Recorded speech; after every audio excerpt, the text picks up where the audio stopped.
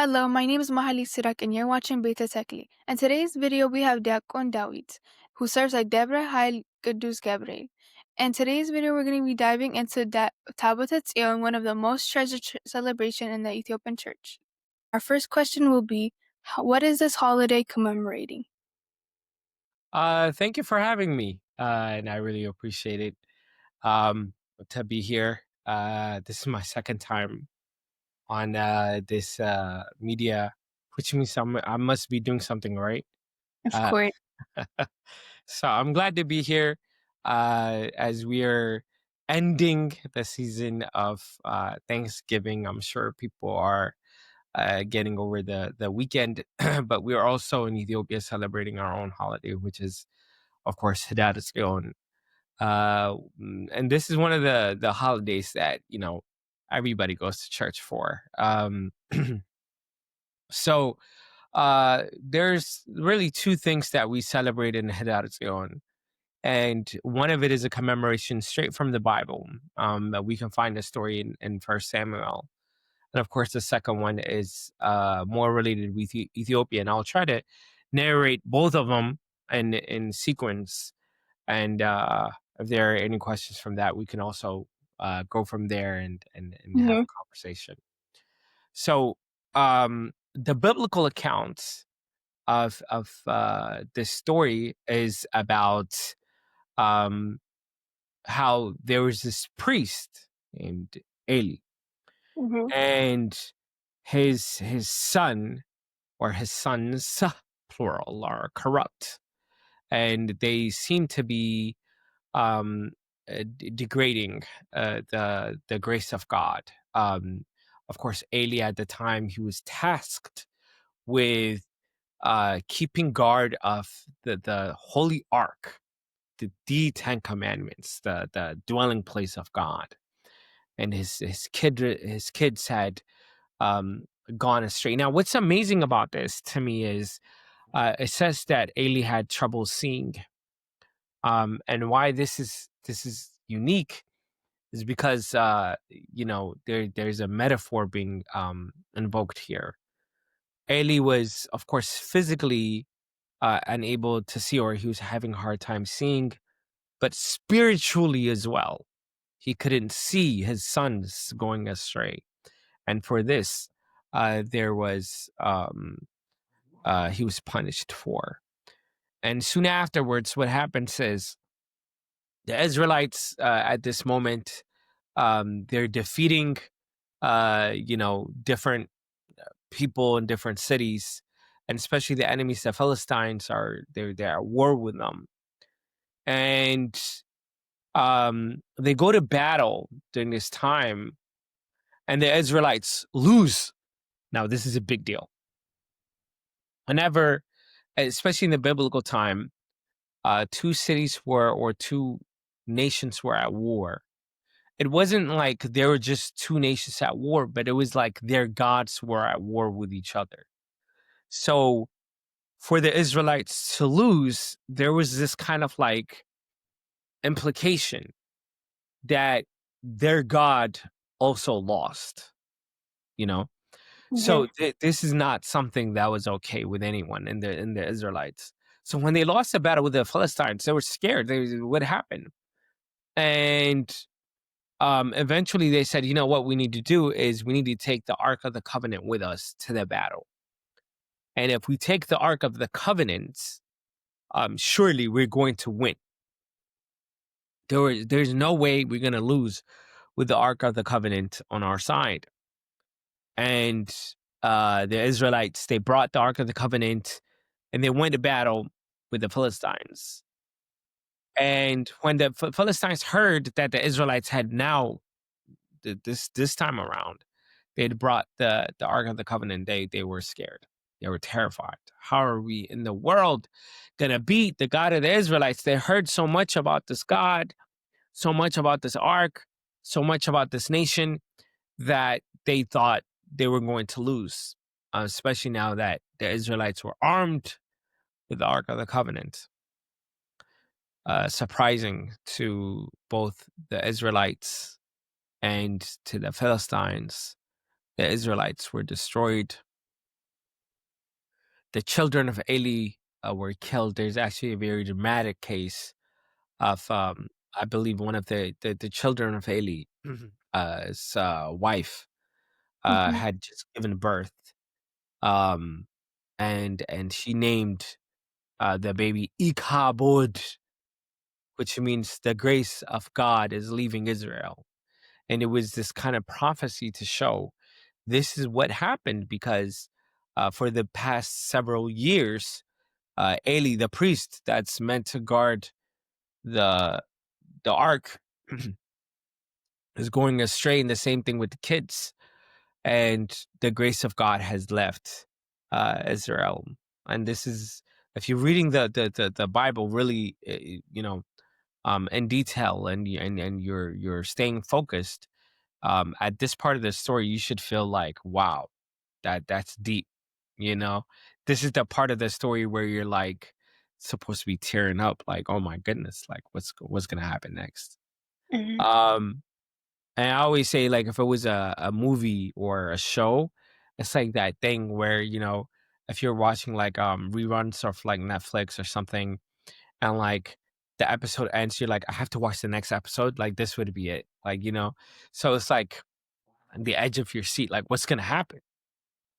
Well, not only did the Philistines defeat Israelites, they took the Ark of the Covenant.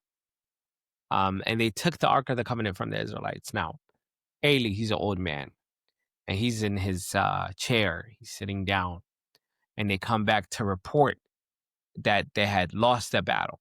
He said, like, okay, we lost the battle. What happened to my kids? He's like, your kids have died at battle. He's like, couldn't believe it. And then he said, okay, just tell me what happened to the ark. And they told him the ark has been stolen. The Philistines have taken the ark. And right there, he was in shock, and Eli dies in his chair. Again, a very grim, sad reality for the Israelites. Now, the story shifts from the Israelites to the Philistines, and now the ark is in their hands. And you can imagine, these are people that God did not choose.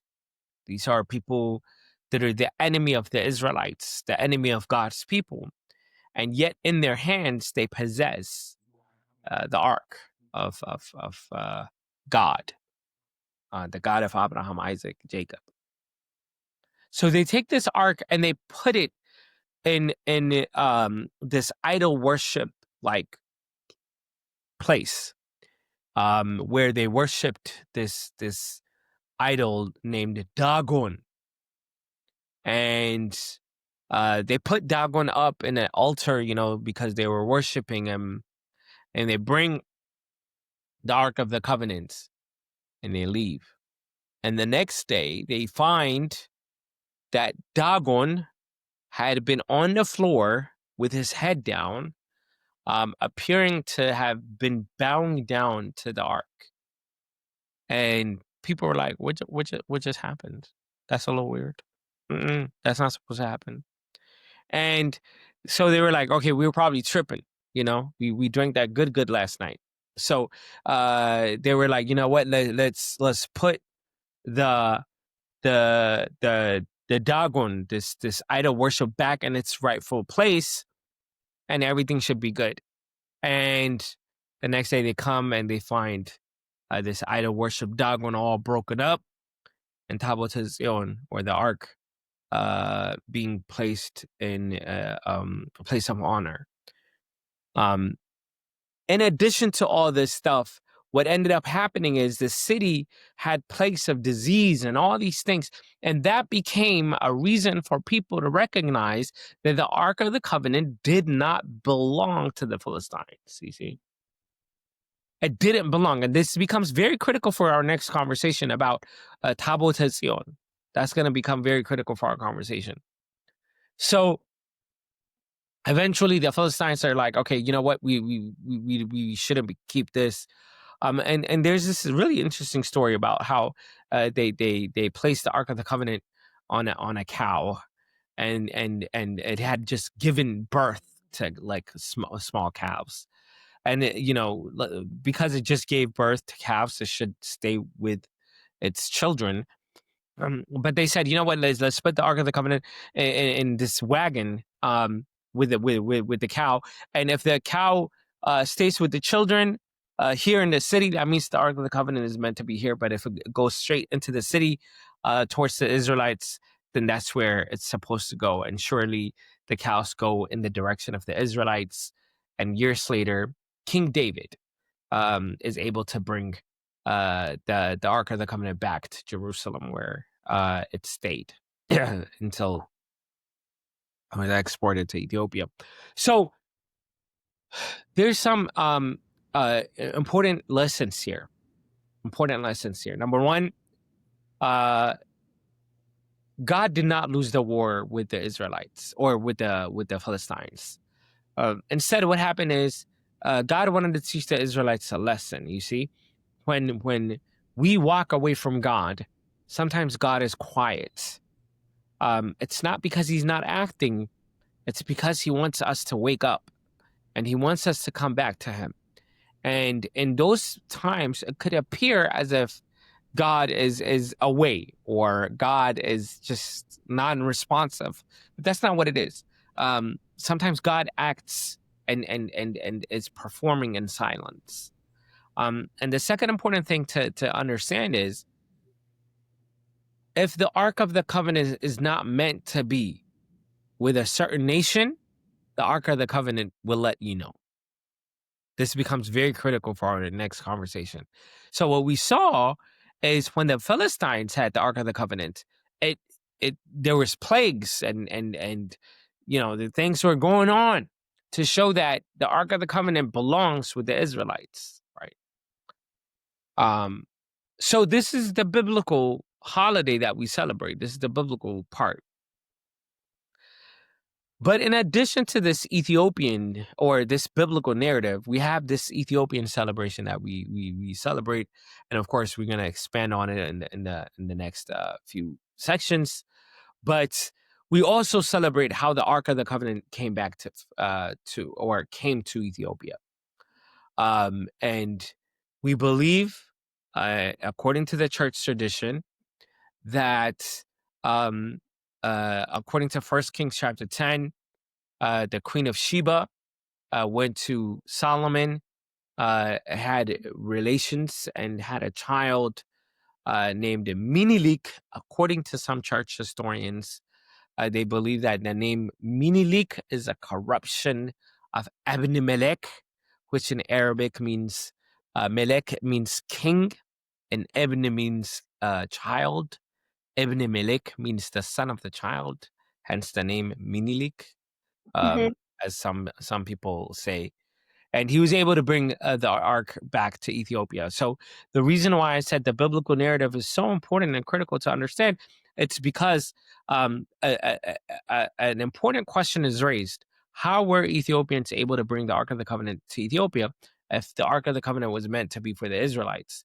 The answer is, if God did not want the Ark of the Covenant to come to Ethiopia, they wouldn't have been able to. There would have been diseases, there would have been problems, there would have been sickness, and God, through the Ark, there would have been signals to show that it wasn't meant to come to Ethiopia. But instead, it arrived, showing that it was the will of God for it to arrive in Ethiopia. And this is, of course, what the church fathers teach us.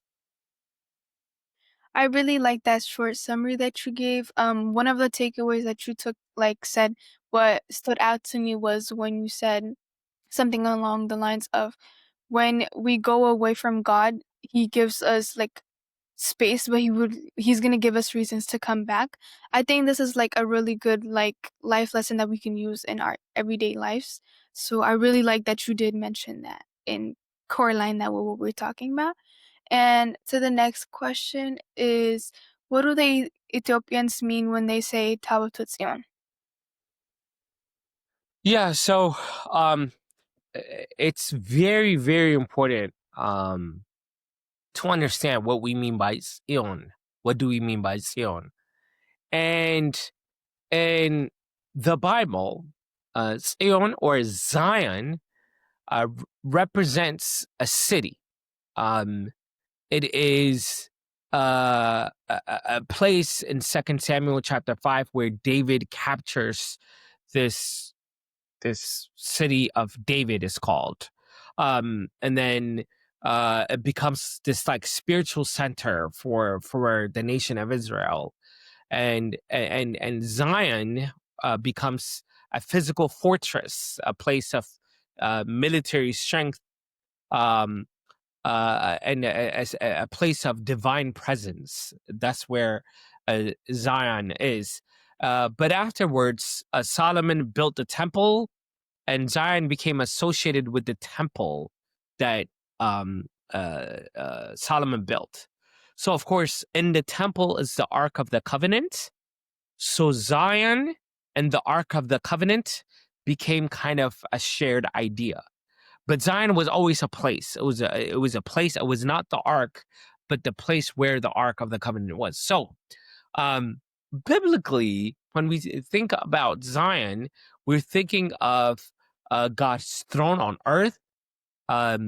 It is the covenant relationship with God and Israel.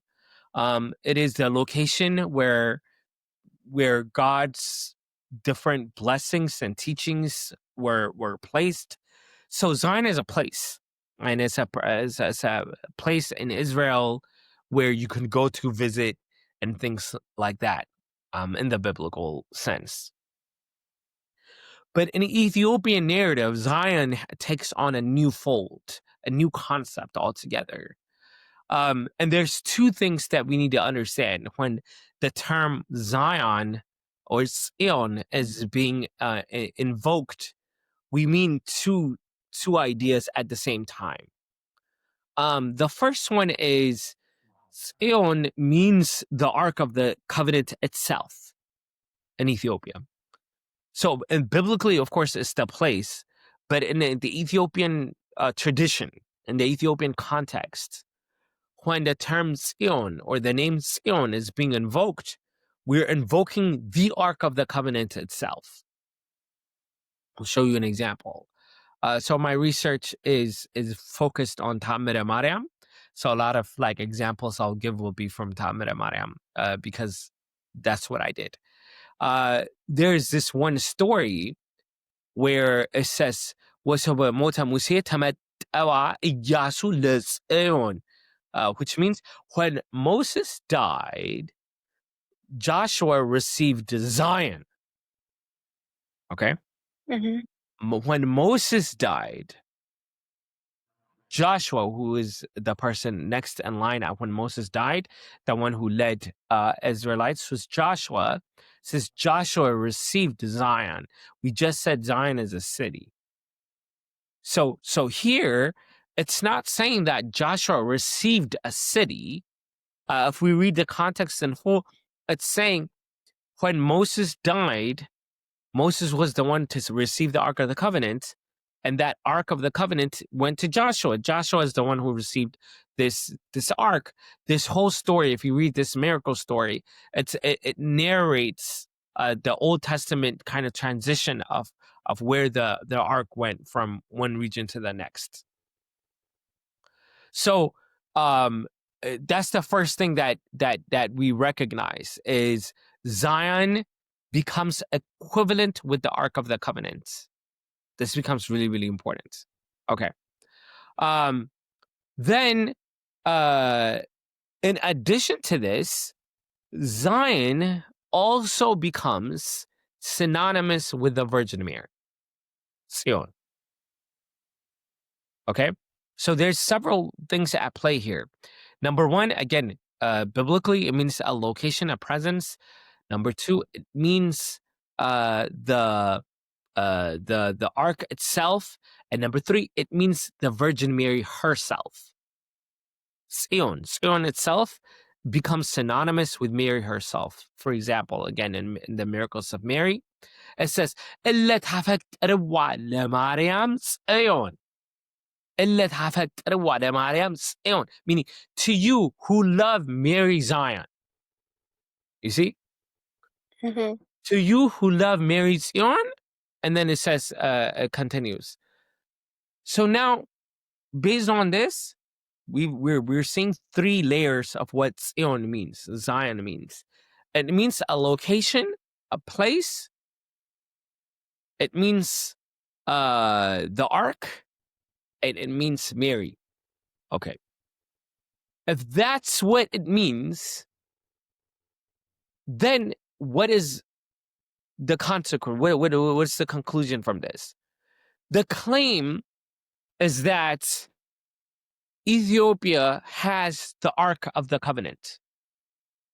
Or remember, this holiday is about how Zion came to Ethiopia. So what's the theological implications? You see? Mm-hmm. If Zion, we mean the Ark of the Covenant, we mean that the Ark of the Covenant has come to Ethiopia. But by Zion, we also mean Mary. We're saying Mary is in Ethiopia. That's the theological implication. Why does that matter? It matters because now we're claiming that because the ark is in Ethiopia, that also means that Mary's in Ethiopia. Now Ethiopia has become the second Jerusalem. There's a lot of biblical references about how we need to seek refuge in Jerusalem, but now we say Ethiopia is the new Jerusalem. We don't need to go anywhere else. More importantly, we say Zion protects Ethiopia. This is all around Tamara Mariam, about how Zion protects Ethiopia. What do we mean by that? It means that Mary is protecting Ethiopia, you see? Mm-hmm. Mary herself becomes why is, by the way, I should back up and say where's the connection between the Ark of the Covenant and Mary? Why is Zion suddenly synonymous with Mary? And the reason is because the Ark of the Covenant, what is inside the Ark is of course the tablet, and on the tablet is the word of God. Okay. We have the Ark, by the way, Tabot means Madera. Tabot. If people don't know Ge'ez, this might be surprising, but the word Tabot and Beit have the same root word in Ge'ez. It's like Beit is like a dwelling place, right? And Mm-hmm. Tabot, both of them have the same root word. So now when we're talking about Tabot, it is the dwelling place of the word of God, Tabot. And of course, in the New Testament, the dwelling place of the Word of God is Mary, you see? So this is why the Ark and Mary become synonymous. Zion becomes synonymous with the Ark. And of course, the Zion in the Bible was a place where it was associated with the temple, and the temple was where the Ark of the Covenant is. So all of these concepts could kind of merge into one concept. And suddenly you have a really, really interesting and beautiful theology emerging in Ethiopia, which is saying, now that the ark is in Ethiopia, we can say that Ethiopia is chosen. We could say that Ethiopia is protected. And we could say that Ethiopia is spiritually important for not just Ethiopians, but for all of history. And this really becomes kind of part of the liturgy. It becomes part of our praises. It becomes part of our songs, and so on and so forth. So I think it's something to reflect on. It's a really beautiful concept. I don't know how many people really understand these nuances, but when we're claiming that, look, the ark is in Ethiopia, or Zion is in Ethiopia, we're not just saying that the Tabot is in Ethiopia. We're saying that Mary is in Ethiopia. When we begin to say that, then you have, for example, stories that reflect as a nation, as a nation, how we pray together, how we collectively look towards Mary. No wonder why Ethiopians have a certain soft spot for Mary. And no wonder why we say Mariam, Mariam, Mariam. It's because we believe that she is in Ethiopia protecting Mm-hmm. us. If you don't mind, could I ask like a follow-up question that would go along with this question? Sure. Okay. Oh, my question was like, could you elaborate a little bit of how, it, like the Tabot Zion came to Ethiopia? Sure. So, um, there are two, well, there's several sources that we use to read, and why church fathers will conclude or tell us that is the Ark of the Covenant is in Ethiopia, and we have this book called Kebra Nagast, the Glory of the Kings, that narrates a story about this queen of Sheba, who is believed to be Ethiopian, and she goes to um, the King Solomon, and it's a really interesting story. She wants to know like how he's wise, and she asks him all these stories, and he makes her swear. It's really a dramatic tell, not to take anything from him, and he tricks her. He tricks her by uh, giving her food that's very salty, and because she's thirsty, she ends up drinking water, and then catches her in the act and say, "You broke your covenant, or your promise to me." Mhm. But after some conversations, they have relations, and of course, they have a child.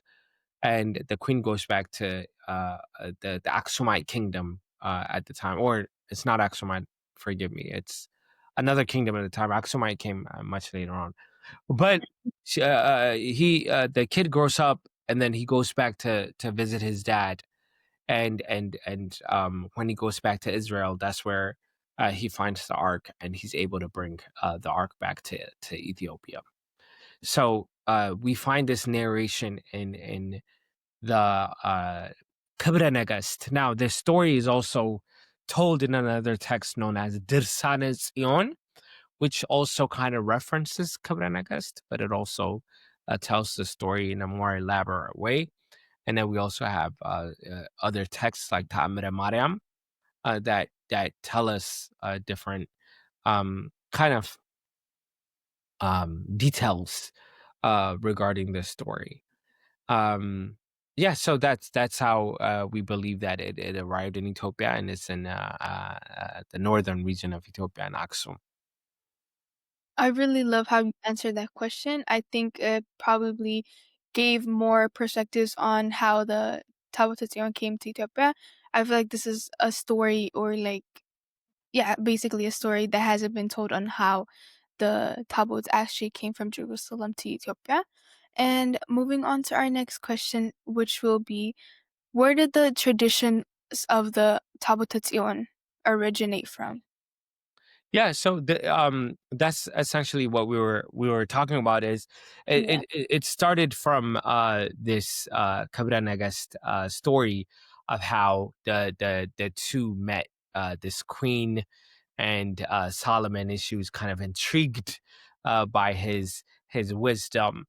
Now, what's interesting is, by the way, if we get into the scholarship, um, a lot of people think that Ethiopians are the ones who wrote Kebra Nagast, and it's not.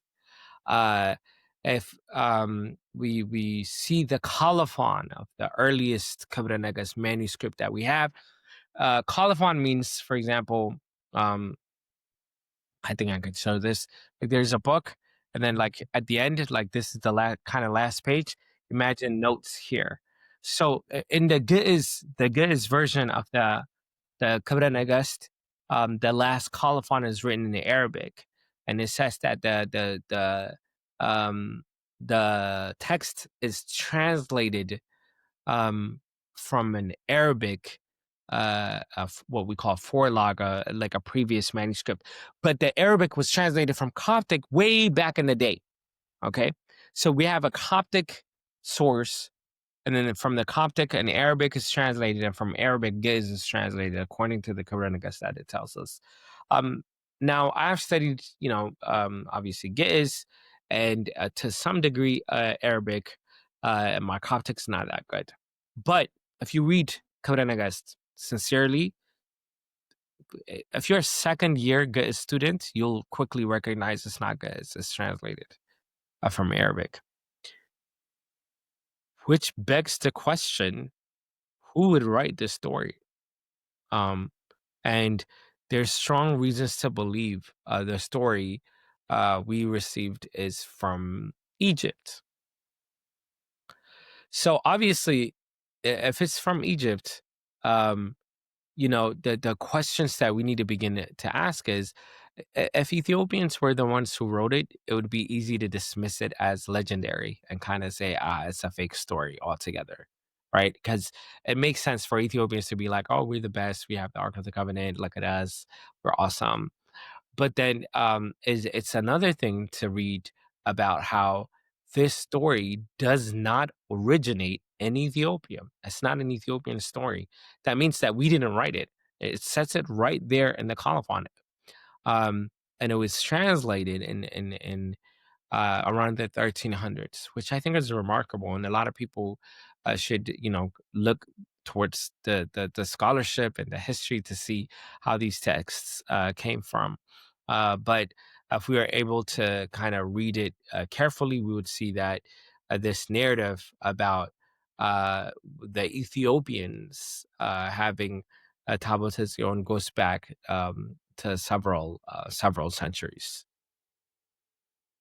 I really love how you answer that question. I hope it gives insights about how the traditions about Tabot and how it originated from Jerusalem and how it all came about in Ethiopia, and about how we're not just making it up also, because I know there's some other religions that think we are making it up. There for our last question today is, how has the Tabbatation shaped and influenced Ethiopia? Excellent question. So one of the things that I said earlier was that Zion is keep in mind synonymous not with just the ark but with Mary. So when we Yes. say that Zion is in Ethiopia, we mean that as well that Mary is in Ethiopia. Mary is protecting Ethiopia. So number one, it gave us our Old Testament kind of ingredients, right? And that's why, like, if we look at Christianity today, compare it against the Ethiopian Orthodox Father Church, we look different, right? Like we have customs of the Old Testament because we have that connection that we could kind of center back into the Tabot. Uh, um, Now, if we have a mother that is protecting us, that also means that we are all children and we're all connected. And this is a form that I think, or in a concept that I feel like a lot of people are forgetting, is we as Orthodox Christians, we believe we worship collectively.